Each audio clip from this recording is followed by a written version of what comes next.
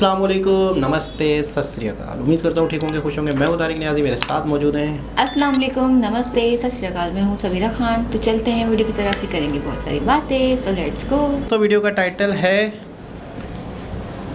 तो स्टार्ट करते हैं वीडियो को। वीडियो का टाइटल है India brilliant master plan to crush Bangladesh economy, India versus Bangladesh. तो स्टार्ट करते हैं वीडियो। नमस्कार दोस्तों, ये साल भारत और बांग्लादेश के रिलेशन के लिए सबसे खराब साल रहा है। जब से शेख हसीना को जबरदस्ती प्राइम मिनिस्टर की पोस्ट से हटाया गया है, तब से बांग्लादेश में भारत के प्रति नफरत साफ देखी जा सकती है। जहां एक तरफ बांग्लादेश के लोग भारत में आने के लिए वीजा मांग रहे हैं, वहीं दूसरी तरफ वो एंटी इंडिया बातें कर रहे हैं, इंडियन फ्लैग को डिमीन कर रहे हैं, इंडिया को गाली दे रहे हैं। country do you hate most? India.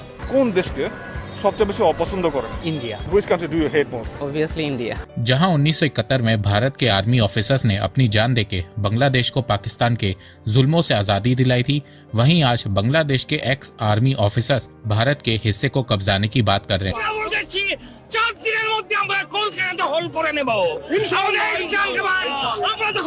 इस समय भारत और बांग्लादेश के बीच रिलेशन बिल्कुल लो लेवल पे पहुंच गए हैं। बांग्लादेश में आए दिन हिंदुओं पे अटैक हो रहे हैं, वहीं यूनस इसमें भी भारत को ब्लेम कर रहे हैं। आज के समय बांग्लादेश में कुछ भी होता है, सीधा भारत को ब्लेम किया जाता है। बांग्लादेश में बाढ़ आती है, भारत के कारण आती है। बांग्लादेश में महंगाई हो रही है, भारत के कारण हो रही है। बांग्लादेश में जो प्रोटेस्ट हो रहे हैं, उसमें भी भारत को ब्लेम किया जा रहा है। पहले भारत बांग्लादेश की इन हरकतों को इग्नोर करता था, पर अब भारत भी बांग्लादेश को जवाब दे रहा है। भारत बांग्लादेशियों के वीजा को सस्पेंड कर रहा है। इसके अलावा कई एक्सपर्ट्स का मानना है कि भारत सरकार बांग्लादेश की इकोनॉमी को बर्बाद करने की तैयारी कर रही है। जिस तरह भारत ने पाकिस्तान, मालदीव्स को इकोनॉमिकली डैमेज पहुंचाया था, उसी तरह भारत बांग्लादेश के साथ भी करने वाला है। कैसे, आइए जानते हैं। इस वीडियो को देखने के बाद कुछ लोग कमेंट में लिखेंगे कि आपको बांग्लादेश के लिए ऐसी वीडियो नहीं बनानी चाहिए, उससे दोनों देशों के बीच रिलेशन खराब होंगे। तो देखो, इससे ज्यादा और क्या ही खराब होगा। बांग्लादेश के एक्स आर्मी ऑफिसर इंडिया के कोलकाता, आसाम को कैप्चर करने की बात कर रहे हैं, ग्रेटर बांग्लादेश बनाने की बात कर रहे हैं।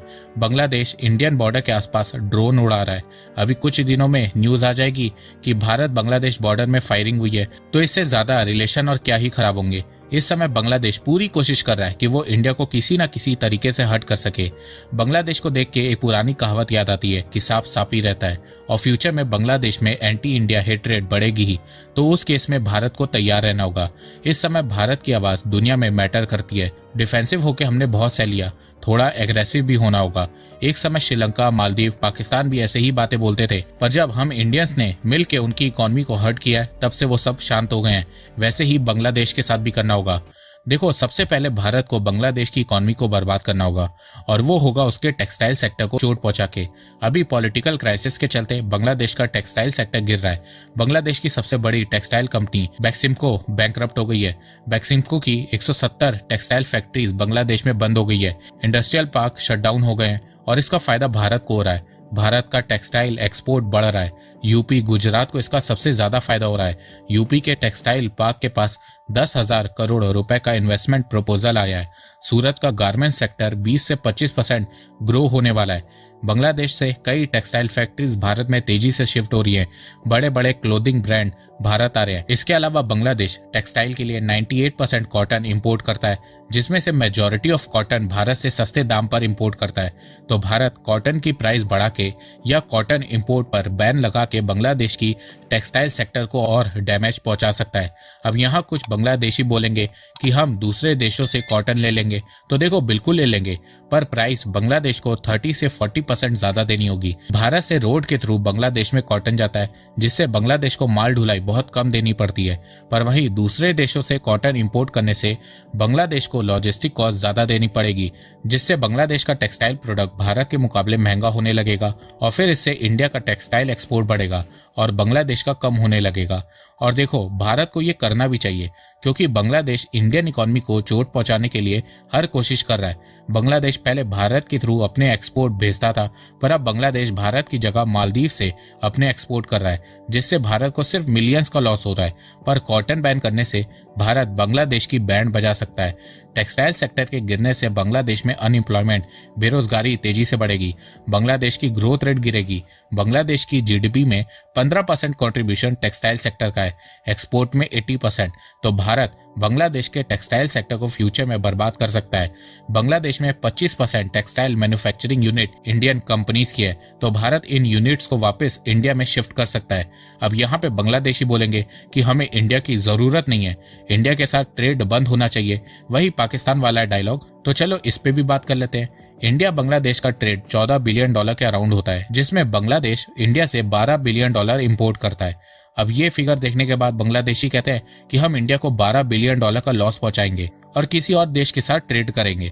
तो देखो, ट्रेड बंद होने से भारत को इम्पैक्ट नहीं पड़ेगा, भारत के एक्सपोर्ट ऑलरेडी बढ़ रहे हैं। भारत बांग्लादेश से होने वाला नुकसान बांग्लादेश की टेक्सटाइल सेक्टर को बर्बाद करके ले लेगा, पर बांग्लादेश में जो फूड इन्फ्लेशन बढ़ेगी उसका आइडिया अभी बांग्लादेश को नहीं है। बांग्लादेश का भी एक न्यू फ्रेंड पाकिस्तान बना है, तो बांग्लादेश को पाकिस्तानियों से पूछना चाहिए कि क्या हाल होता है इंडिया के साथ ट्रेड बंद होने के बाद। देखो, भारत बांग्लादेश में फूड क्राइसिस ला सकता है।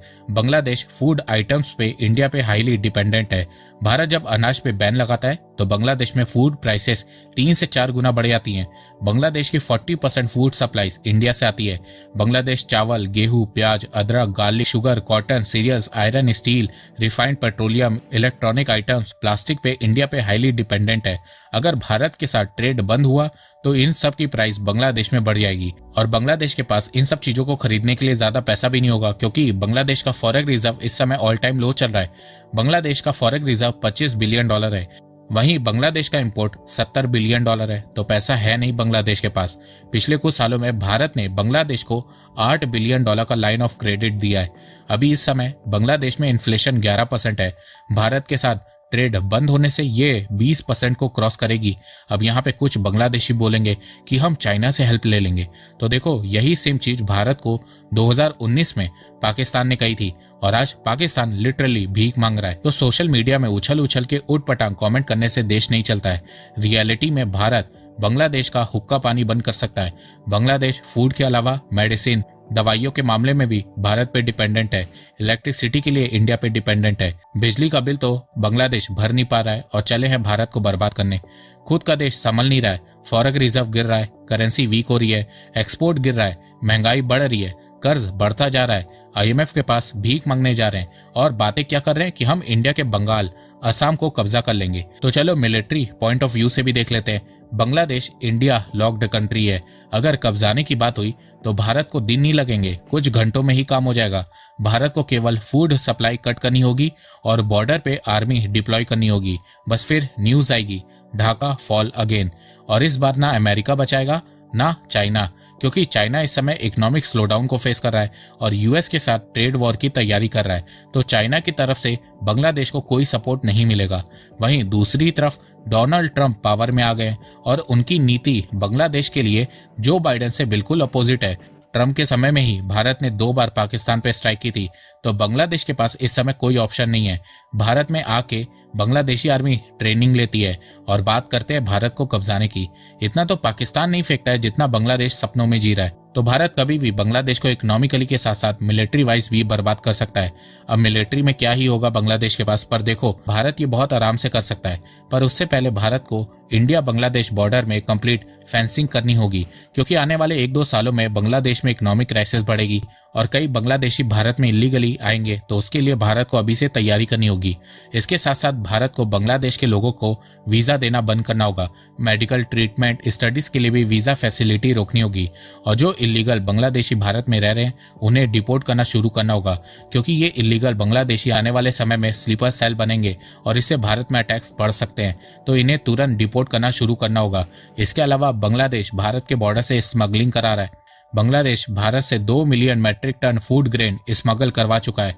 BSF ने इस साल 13,000 करोड़ रुपए के गोल्ड और सिल्वर को इंडिया बांग्लादेश बॉर्डर से सीज किया है, तो प्रॉपर बॉर्डर फेंसिंग से ये प्रॉब्लम भी सॉल्व हो जाएगी। अब आप लोग बोलोगे कि बांग्लादेशी हिंदुओं को कैसे बचाएंगे, तो देखो यहाँ पे भारत को अमेरिका से सीखना होगा।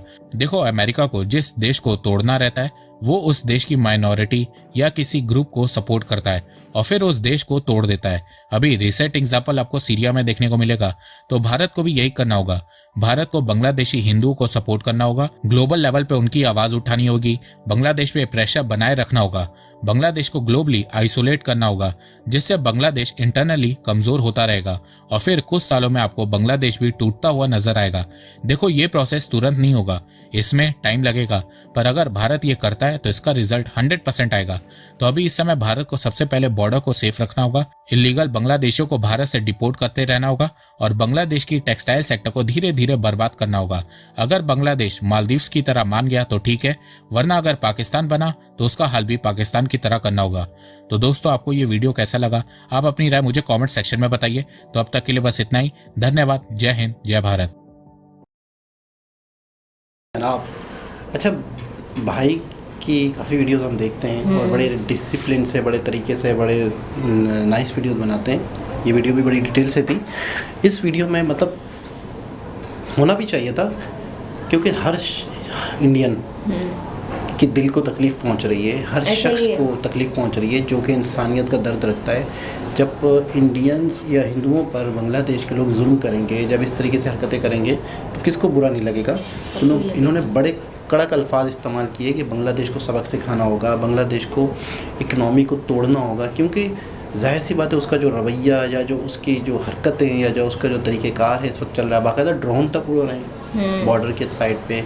तो बांग्लादेश जिसके कहने पे जो कर रहा है, अच्छा बहुत गलत कर रहा है। इसमें बांग्लादेश का अपना ही नुकसान होने वाला है, अपनी ही इकोनॉमी डूबेगी और उस इकोनॉमी का और उसका नुकसान आम शख्स उठा रहा होगा।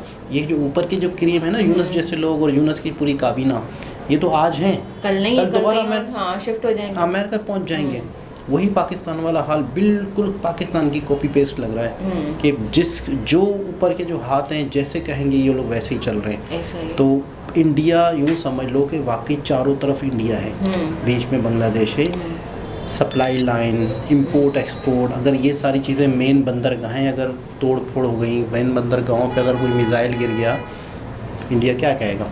इंडिया ये कह सकता है कि फ़र्ज़ करो हम कोई टेस्ट कर रहे थे तो बाय मिस्टेक आपकी बंदरगाह पे गिर गया, फिर क्या कर सकते हैं? आपका अगर बांग्लादेश की चेन टूट गई, माल लाने ले जाने की सप्लाई टूट गई, फूड क्राइसिस आ गया, तो क्या करेगा?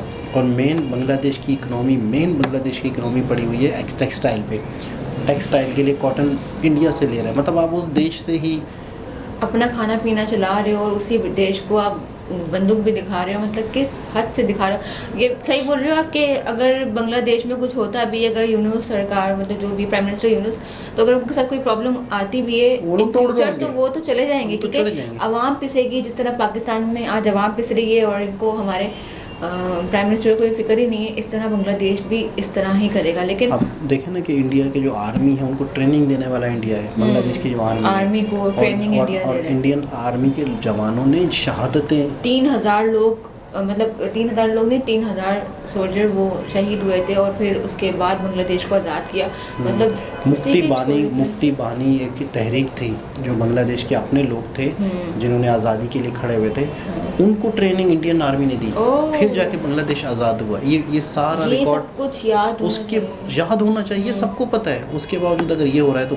बहुत गलत हो रहा है और जाहिर सी बात है हर्ट होगा। और आज वहाँ के आर्मी के पुराने जो लोग हैं बांग्लादेश के, वो इंडिया को बुरा भला कह रहे हैं। मतलब बहुत हैरत हो रही है कि यार ये कैसे मुमकिन है, लिया है क्या, पता नहीं क्या, मतलब कैसे मुमकिन है, किस तरीके से माइंड डाइवर्ट हुए। वाकई बहुत हैरत की बात है। मतलब बहुत ही, जिसने भी ब्रेन वॉश किया है बहुत ही लॉजिक के साथ ब्रेन वॉश किया है इनका बांग्लादेश का। देखते हैं कि इंडिया की स्ट्रेटजी आगे क्या होती है इंपोर्ट एक्सपोर्ट के हवाले से। जो बांग्लादेश को चीज़ें दे रहे थे या जो बांग्लादेश के साथ इंपोर्ट एक्सपोर्ट वाले मामले थे वो कहाँ तक पहुँचते हैं। दोबारा किसी और के साथ आपसे मुलाकात होती है, जब तक के लिए ख्याल रखें।